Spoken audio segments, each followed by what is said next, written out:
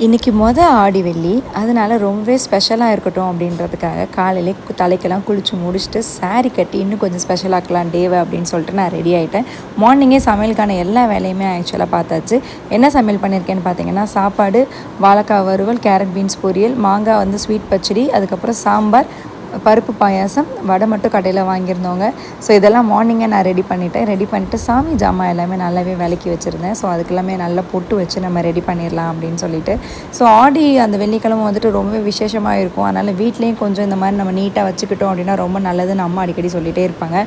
அதுக்காக இந்த விஷயங்கள் எல்லாமே நாங்கள் ரெடி பண்ண ஆரம்பித்தோம். ஸோ சாமிக்கு பூவெல்லாம் வச்சாச்சு. ஸோ படையெல்லாம் போட்டாச்சு. இன்றைக்கி அதிசயமாக என்ன விஷயம் நடந்துச்சுன்னா, பாபா எனக்கு ரொம்ப வருஷம் கழித்து எனக்கு பூ வச்சு விட்டாரு. ஆக்சுவலாக மேரேஜ் அப்போ வச்சு விட்டது. அதுக்கப்புறம் இன்றைக்கி தான் ஆக்சுவலாக வச்சு விட்டாங்க. ரொம்பவே ஹாப்பியாக இருந்துச்சு. ஸோ நல்லபடியாக சாமி கும்பிட்டாச்சு. வியான் தூங்கிட்டான், தர்ஷித்தும் ஸ்கூலுக்கு போயிட்டாங்க.